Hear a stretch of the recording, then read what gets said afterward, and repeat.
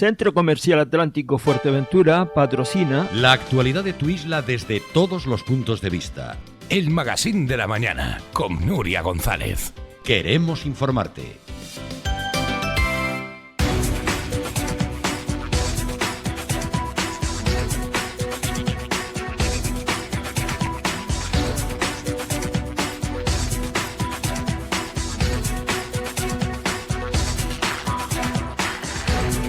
Bueno, estamos de vuelta, vamos a hablar de temas sanitarios, de mejoras, de avances. Es cierto que cada vez que recibimos por aquí al director del área de salud de Fuerteventura, Tomás Marcial Pérez, nos suele dar buenas noticias. Esperemos que esta siga siendo la senda, y es que ayer se abrían las puertas, como decíamos, de la nueva unidad de hospitalización de especialidades quirúrgicas en Fuerteventura. Muy buenos días, Tomás. Muy buenos días.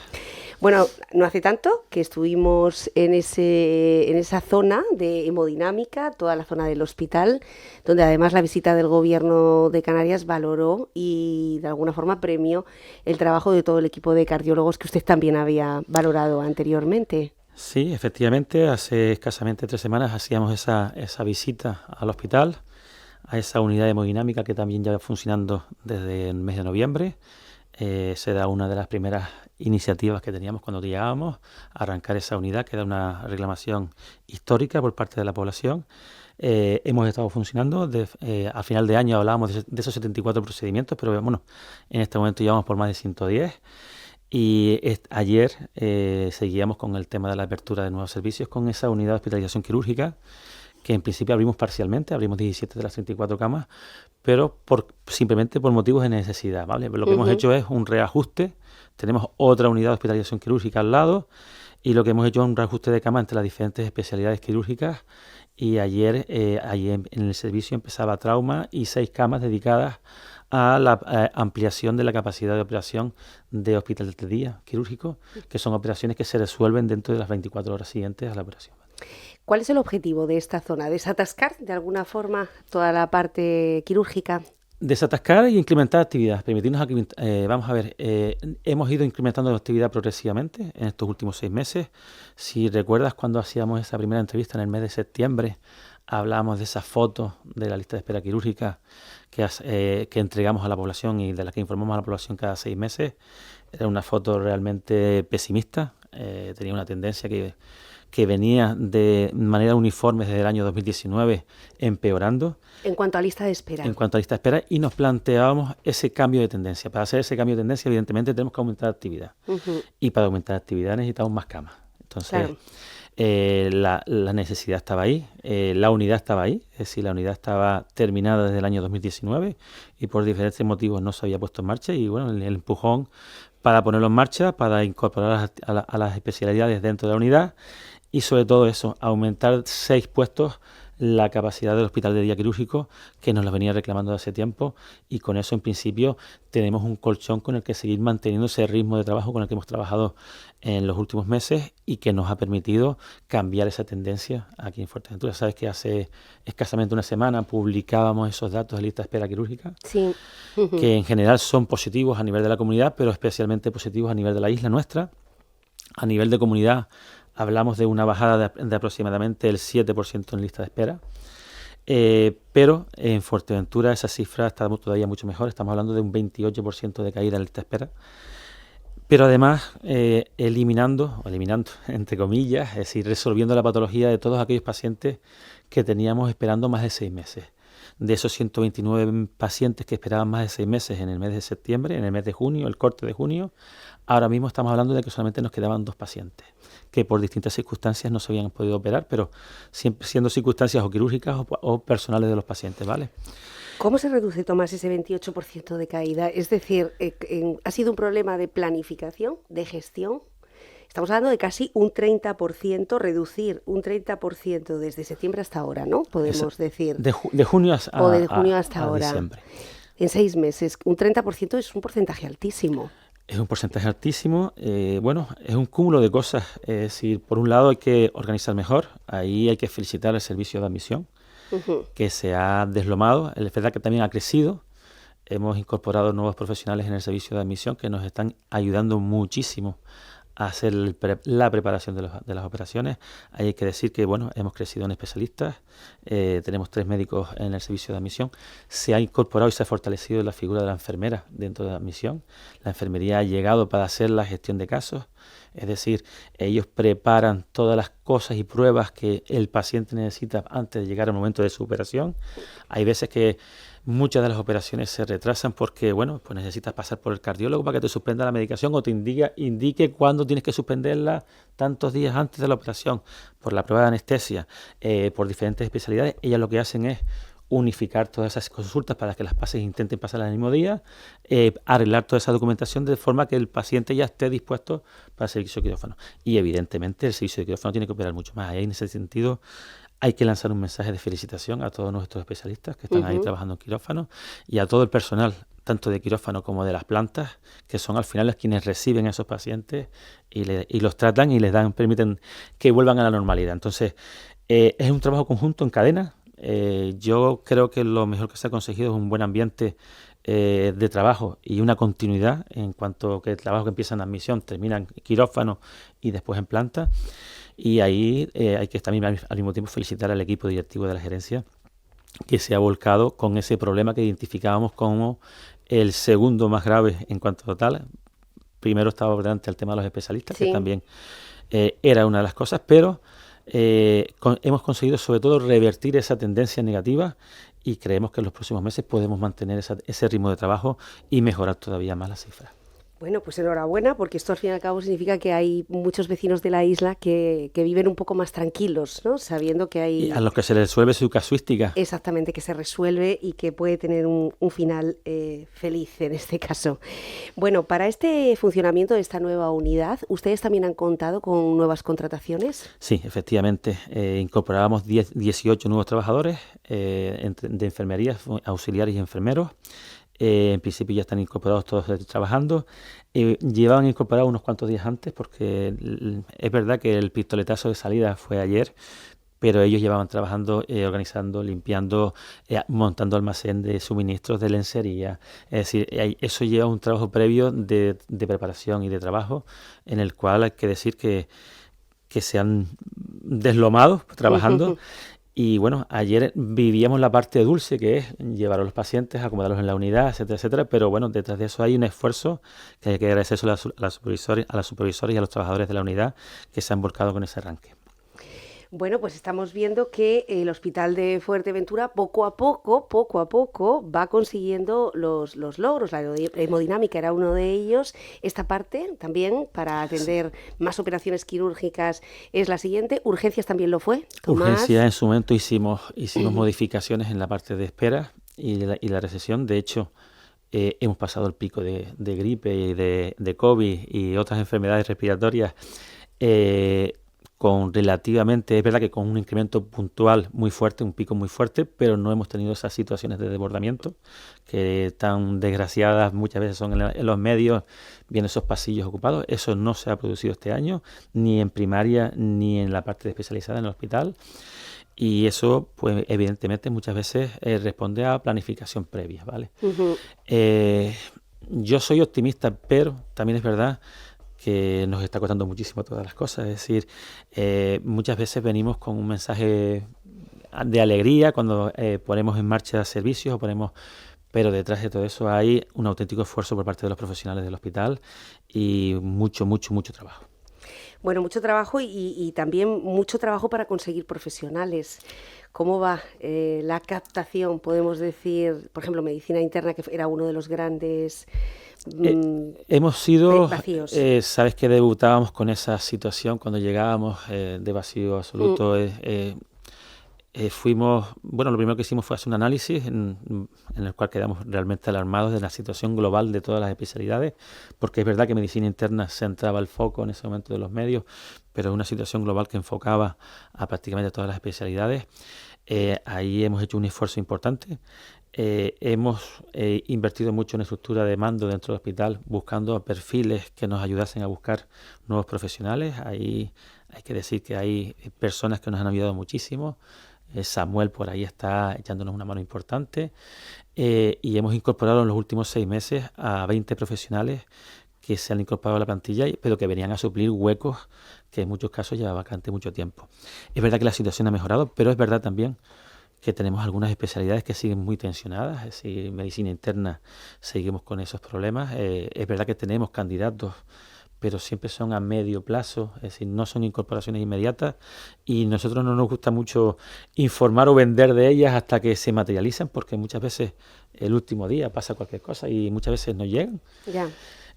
Hasta que no están en la isla y deciden quedarse, encuentran alquiler y vivienda donde quedarse, pues no los puedes dar por incluidos en la plantilla. Entonces, pero bueno, sí es verdad que hay un cambio de tendencia.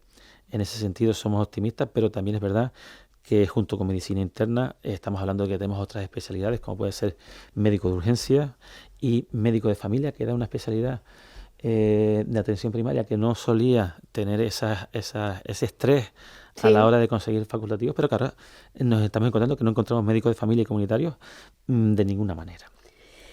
¿Cómo cambiarían ustedes el sistema?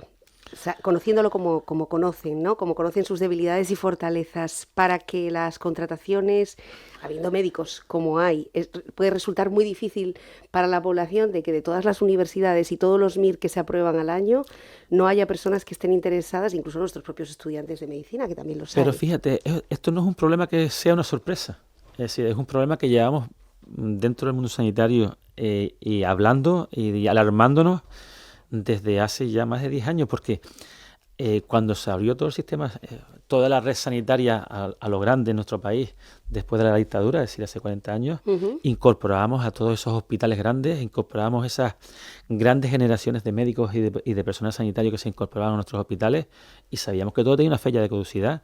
Es decir, si en esa época incorporábamos a 35.000 médicos anualmente, está clarísimo que 40 años después de haber trabajado y cotizado, se van a jubilar. Exactamente, Ya. Y que se van a jubilar en la igual cantidad. Es decir, entonces yo creo que ha sido un problema de ceguera y de dejarnos de pensar que esta ola no iba a llegar nunca hasta que nos ha pasado por encima. ¿Y tenemos los efectivos suficientes, los profesionales suficientes para que haya ese relevo? Porque en el caso de Canarias se nos va a jubilar de golpe una muy buena parte de los doctores de prácticamente todos los hospitales de referencia, quiero decir. Sí, efectivamente. Además, se nos están jubilando progresivamente. Yo este sábado acudíamos a la despedida de un jefe de servicio de nuestro hospital por jubilación y es verdad que es un trauma. Encontramos, pero es verdad que el ritmo de reposición evidentemente no es el ritmo de abandono por jubilación y por otras causas, con lo cual eso despierta una especie de guerra civilismo entre todos los hospitales y quizás la pérdida un poquito del concepto de sistema, que es lo que más está alarmándonos un poquito, porque claro, en esta situación de estrés donde la población además no entiende que no encontremos soluciones al tema de los especialistas, parece que no queremos buscarlos, cuando en realidad estamos usando todos los medios habidos y por haber, todos los medios a nuestra disposición, desde sociedades científicas, colegios profesionales, medios de comunicación, prensa, de todo tipo de iniciativas. Sí, está InfoJobs, ¿no? Exactamente, es decir, se ha utilizado todos los canales. Hasta me consta, lo comento como anécdota, es decir, de ir a congresos médicos, ahí prácticamente no a escucharte como escuchante, sino a invitar a gente a conocer y a entregar tarjetas. Es decir, se hace una labor muy ardua, pero lo que sí estoy viendo es que estamos llegando a la pérdida de la idea del sistema sanitario como sistema a nivel global de todo el país, porque nos estamos despertando todos los meses con una nueva iniciativa. Pues esta comunidad ha decidido que paga 25.000 euros a las nuevas incorporaciones. Y eso al final no hace sino generar un estrés adicional, que es el que los trabajadores que han estado al pie del cañón sacando las castañas del fuego del sistema se sientan al final discriminados. Dicen, oye, yo llevo aquí sacando las castañas del fuego del sistema, aguantando penurias, y al final alguien que va a llegar de nuevo va a tener mejores condiciones. Es difícil. Tenemos que buscar fórmulas de que las universidades formen más médicos, que nuestros hospitales sean capaces, nuestros hospitales universitarios sean capaces de preparar más MIRES y más residentes, y al final intentar ir compensando esas cifras hasta que consigamos tener especialistas de todas las especialidades, que no haya ninguna especialidad tensionada. O sea que la competencia propia y autonómica en sanidad al final no es tan buena idea. Quiero decir, el hecho de que cada comunidad autónoma pueda pujar de esta manera. Lo es a la hora organizativa, pero yo creo que sí tiene que haber un plan maestro, un plan director como país. Eso evidentemente ha faltado, ese liderazgo por parte del Ministerio, en mi opinión. Y sobre todo porque al final la foto global solamente la puede ver un ministerio a nivel central, que vea la situación global de todo el mundo y que pueda montar algún tipo de estrategia a nivel nacional que lo solucione a toda la casuística, que evite esa interferencia entre unas comunidades y otras y entre unos hospitales y otros. De hecho, lo veíamos con las mascarillas. Es decir, el Estado dijo, aquí todo el mundo se pone la mascarilla para entrar a un hospital o a un centro de salud, y allí los debates entre comunidades autónomas fueron pulverizados. Sí, ahí yo creo que el tema de la mascarilla, hay cosas que nos superan. Yo creo que es verdad que las competencias están delegadas en las comunidades. Eso es una realidad que ha mejorado muchísimo la cercanía de los servicios con la población, pero también hay momentos en los que tenemos que estar y ponernos de acuerdo entre todos en cosas con por el sentido bien común. Exactamente. Yo creo que ahí el tema de salud pública como concepto tiene que estar por encima de muchas otras cosas. Bueno, y afortunadamente así fue, y hemos superado el pico y ahora mismo ya no hace falta entrar con mascarilla. Efectivamente, pasamos esa etapa, ese pico, tuvimos 2 semanas consecutivas de bajada en cuanto a la incidencia y eso nos ha permitido quitar la obligatoriedad que no la recomendación. Exacto. Es decir, yo creo que tenemos que seguir siendo conscientes de que vivimos una situación especial. Es verdad que el COVID como pandemia la hemos dejado atrás, pero también es verdad que tenemos teniendo problemas, sobre todo después de determinadas fechas y asociados a algunas estaciones en las que tenemos ciertos repuntes y ciertos picos en los que la mascarilla está llamada a ser un elemento de protección importante que no tenemos que olvidarnos de ella. Bueno, yo creo que sería de sentido común entrar a un centro de salud y automáticamente ponerse la mascarilla, con o sin repunte, me parece a mí, ¿no?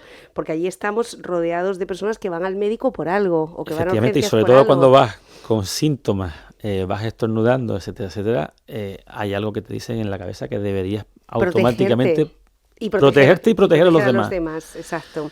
Pero bueno, esto no siempre se ha entendido. Bueno, veíamos también esta semana que se está barajando a raíz... Estamos viendo un ministerio que últimamente está dando noticias casi a golpe de titulares. Lo digo por la prohibición de fumar en playas, terrazas, calles, coches, en fin, la nueva ley del tabaco. Claro, cuando le han preguntado a los expertos sanitarios en Canarias, pues igual que el resto de los expertos sanitarios de otras comunidades autónomas, han dicho, bueno, esto vamos a tenerlo muy cogido, entre comillas, porque no deja de ser una declaración de las fuentes ministeriales extraída de una entrevista. ¿Qué saben ustedes de esta medida, de esta posible medida? Yo apoyo todas las medidas que vayan contra o que luchen contra el tabaquismo.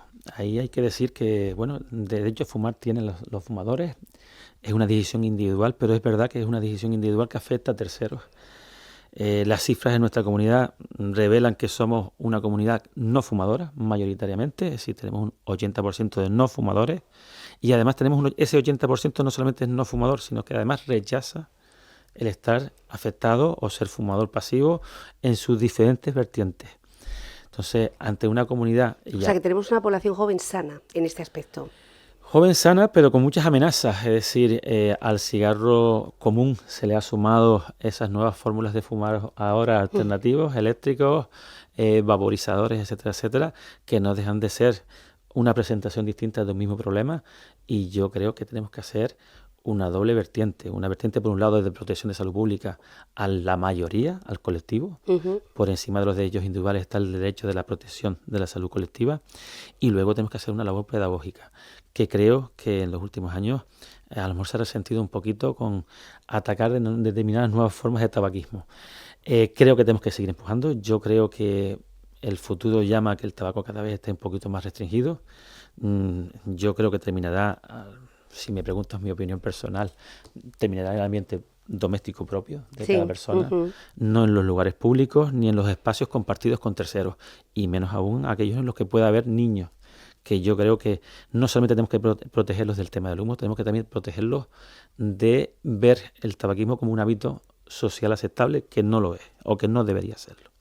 Así que si le preguntan al director de área si quiere dejar la prohibición o quiere mantener la prohibición o quiere implantarla en playas y terrazas, va a decir que sí. Sí, creo que ese es el camino.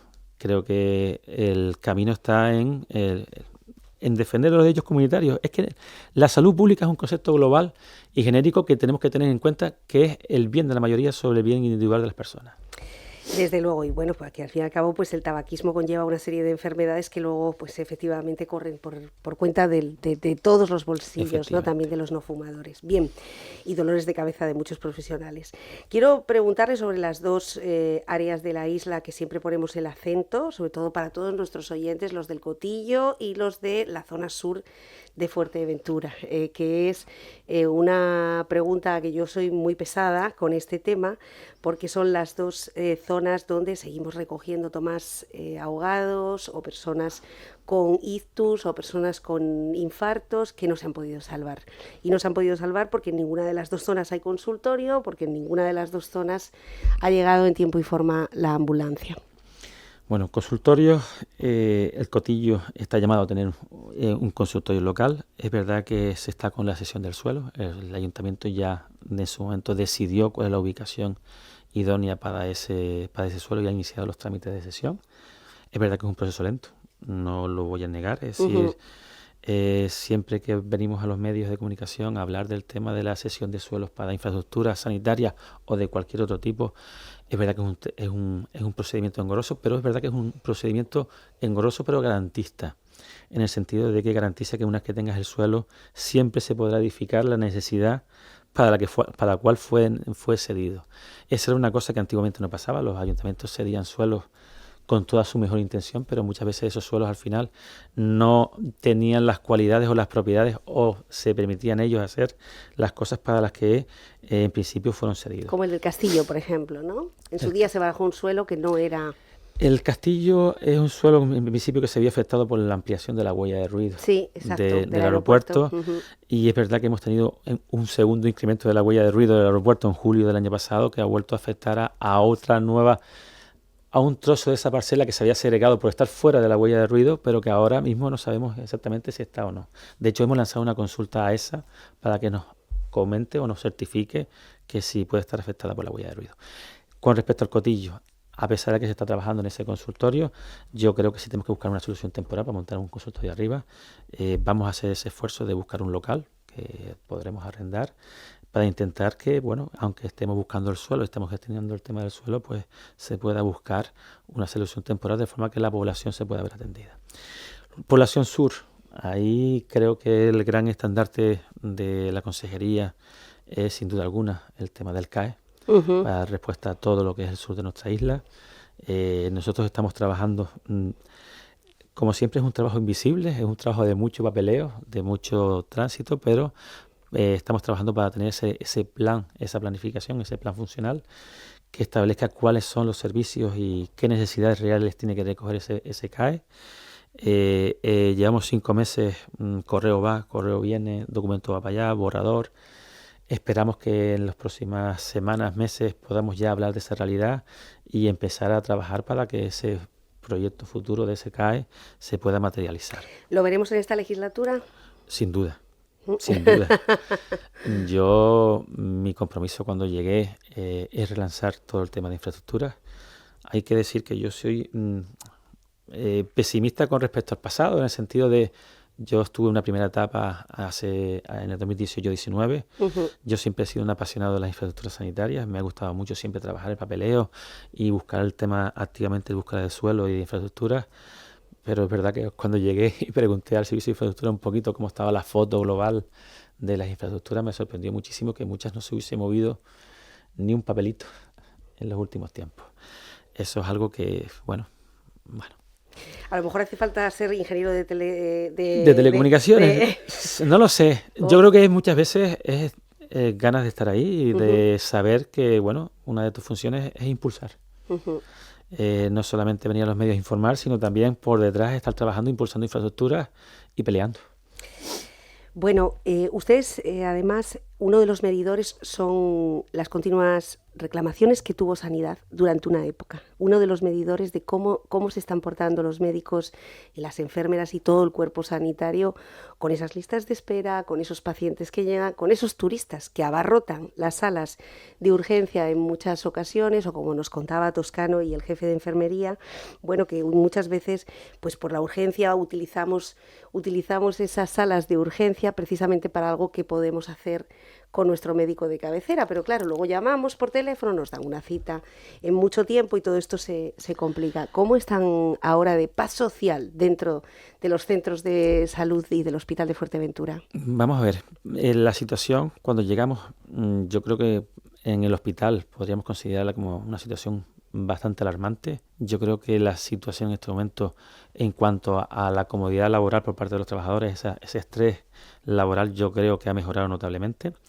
Pero es verdad lo que tú comentas de parte de cara a la ciudadanía en muchos casos. Es decir, les decimos continuamente que es verdad que no deberían ir directamente a la urgencia del hospital, que deberían pasar por los centros de salud, por ese servicio de urgencia de los centros de salud, o incluso pedir visita a su médico de cabecera. Y es verdad que, bueno, en los últimos tiempos, esos tiempos medios de espera para consulta, pues se han mantenido en torno a los 10 días, que nosotros creemos que tenemos que hacer ahí un importante esfuerzo. De hecho, nosotros consideramos como tercera prioridad, después del tema del personal y la lista de espera, el tema de la mejora de esos tiempos, esos ratios, porque además es un termómetro para la población.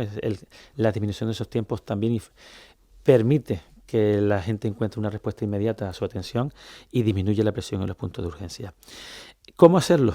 En un entorno en el que los facultativos estamos limitados para conseguirlos, pues bueno, ahí requiere de imaginación y de uso muchas veces de la tecnología.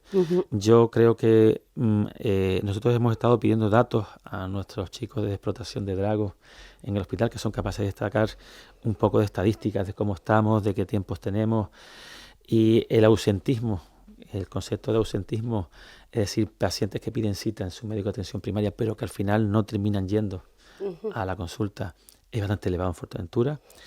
Además, hay una diferencia notable entre aquellos pacientes que lo solicitan de manera telefónica y aquellos que lo solicitan de manera digital a través de la app de sus móviles, casi de 10 puntos. Es decir, mientras en uno estamos hablando de un 14% en los que lo piden de manera digital, en los que lo piden de manera telefónica es casi un 24%.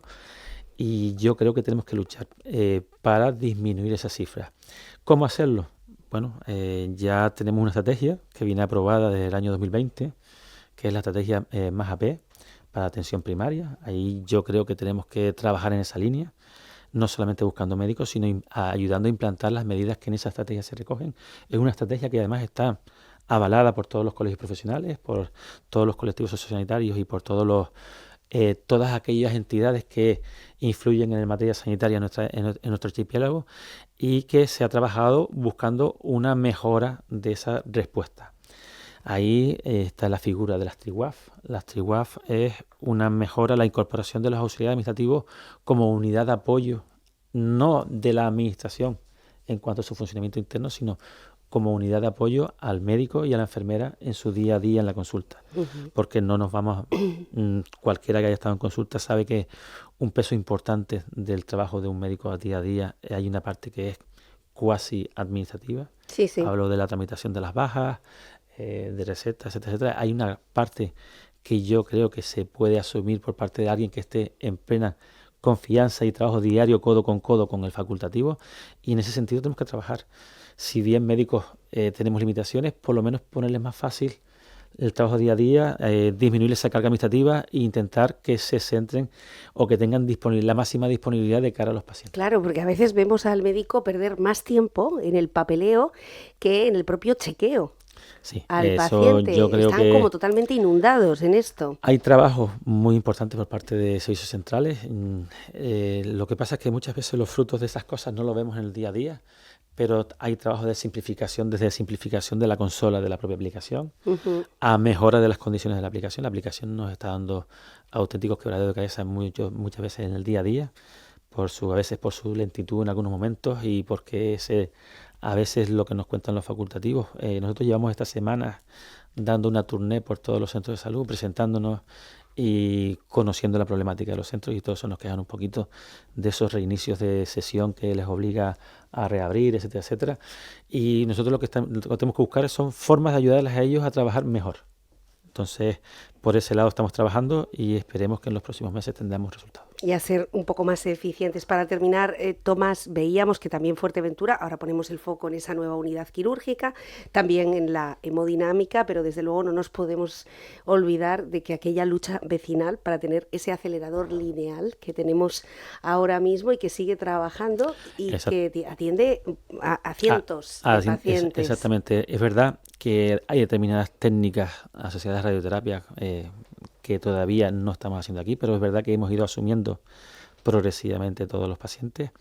Hay que decir que, siempre lo digo, que con estas instalaciones tan punteras, estos servicios tan novedosos aquí en la isla, para nosotros ha sido un pequeño trauma interno poner en marcha, y luego es verdad que vamos progresivamente mejorando, es decir, hay un momento de partida, igual que pasa con la unidad hemodinámica, es decir, hemos partido con 2 días, con apoyo del Hospital Insular, pero bueno, la idea siempre es ir creciendo, Fuerteventura, ir asumiéndolo y poco a poco ir ganando independencia en esos servicios. Bueno, enhorabuena a todos los pacientes que tienen que evitarse el traslado hasta ahora. Sí, de todas formas decir que siempre el traslado es necesario y en ese sentido tenemos que tener los medios. Ahí está ese helicóptero que está llamado a llegar este año, que esperemos que se materialice lo antes posible. Pero bueno, es verdad que tenemos que ganar independencia, tenemos que traer todas las máximas prestaciones que podamos traer a la isla, pero yo siempre concluyo diciendo que tenemos un hospital piramidal, un sistema piramidal en el cual tenemos unos hospitales de referencia que siguen incorporando tecnología puntera a esos centros, que esa tecnología puntera dentro de unos años desembarcará en otros hospitales, pero siempre desembarcan antes en esos hospitales y nosotros tenemos que seguir recurriendo a ellos para que nos ayuden y nos lleven una mano. Bueno, ¿ya somos hospital universitario? Sí. Pero además desde hace muy poquito. Exactamente. Hemos estado trabajando en ese aspecto. Nosotros queremos trabajar en la formación, queremos aportar nuestro granito de arroz a esa problemática de los especialistas, y para eso tenemos que ser hospitales universitarios. Entonces ya tenemos eso, es verdad que nos faltan algunos papelitos, estamos con la acreditación, con la parte de formación, sí. Ese trabajo interno que lleva el Departamento de Formación del hospital, pero bueno, en ello estamos y sí, nos podemos llamar universitarios, de hecho tenemos que cambiar el nombre en algún momento del hospital para incorporar ese calificativo. Bueno, pues enhorabuena a todos los profesionales que, como vemos, a pesar de las dificultades que entraña la sanidad, estamos en un momento de mejora de infraestructuras, de nuevas aperturas como la que hoy estábamos comentando, y en el trabajo para que en el sur también y en el norte esto llegue y se distribuya como merecen los vecinos. Señor Tomás, buen trabajo, muchas gracias por acompañarnos y por dar cuenta. Gracias a ustedes por darme este espacio para comentar, y esperemos que en los próximos meses pues podamos contribuir a la mejora de la situación global. Bueno, pues ya ven, así está la sanidad.